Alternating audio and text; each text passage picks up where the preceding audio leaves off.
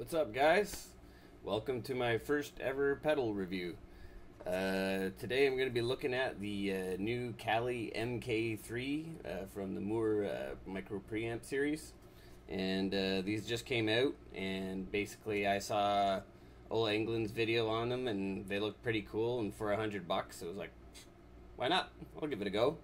And so this thing is tiny. Like, I don't know if I've ever used something this small before, but it's basically half the size of a Boss pedal, and it actually features a built-in cabinet simulator, so you can go straight to the board. And so that's what I'm going to be playing for you today, is just playing straight into my R16 that I have here. And I'll do a little bit of a review later, but I'm just going to get right into playing. And what I'm going to do is the volume is going to be constant, but starting with the gain and then going through treble, middle, bass. I'm going to start with everything at 12 o'clock, and then doing some chugging stuff. I'll start from the low end, work all the way up to the top, put it back in the middle, and then do that with the rest of the knobs. So that way you guys kind of get an idea of the range of the frequencies of the pedal. And then after that I'll put on a couple of my favorite settings, play a riff through them, and then lastly add a couple more pedals to the mix to sort of tweak things in a way that I prefer. And then I'll get on with like a full review of that afterwards. So yeah, let's get to it.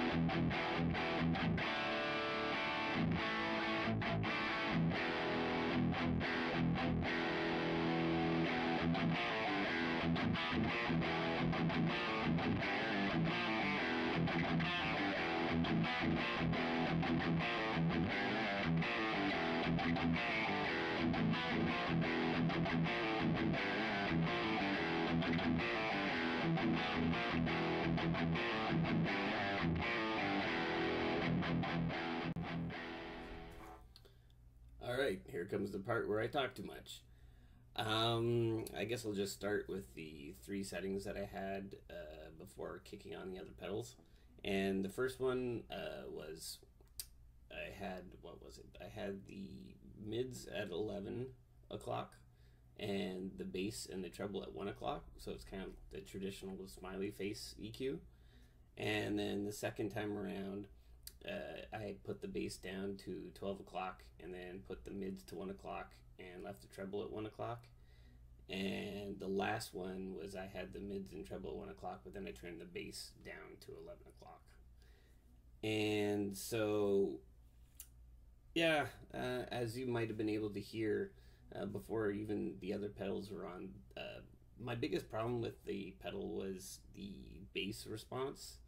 Didn't seem to matter where I had the bass. There was this kind of like tubbiness that I just couldn't dial out. And so, yeah, it just wasn't responding very well to palm mutes and stuff like that. So, if you can hear here, it has this kind of strange decay to it. And, I don't know, just this is with the bass at 11 o'clock again, so it's really not that much. But the problem is, no matter where you have the bass knob, it's always there. And basically, you can thin out your sound or make it boomy, but you can't get rid of it.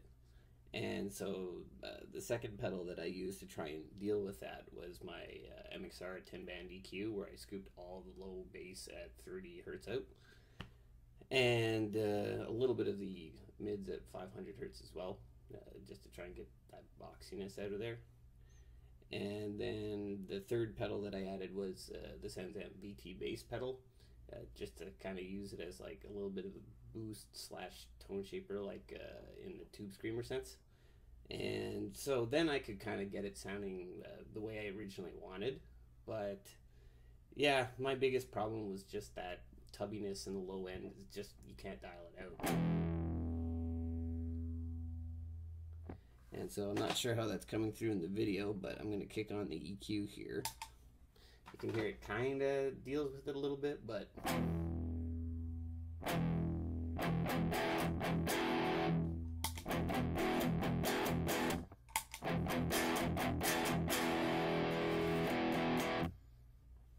and so yeah, and there's also this little bit of fizziness. Didn't matter where the gain or the treble were at. There's a little bit of fizz that you just couldn't dial out either, and so that was kind of disappointing. But I mean, for what you pay for the pedal, you're kind of getting what you pay for, so it's somewhat disappointing, but not really. Like, if I'd paid 150 bucks or more for this thing, then I'd probably be giving it a lot worse of a review. But it's something you can use as like a backup if you need to go straight to the board, or something extra if you want to sort of pan different tracks in stereo and you need sort of like a little extra flavor in there or something like that.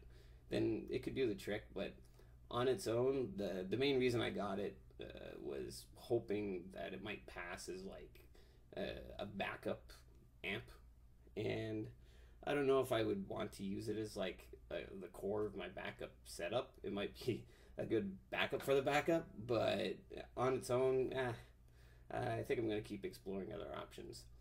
And I guess one thing that I should say is that I also played it through cab, my Mesa 212 with vintage 30s, using my Electro Harmonix 44 Magnum, and it sounded pretty much the same as what you heard in the recordings.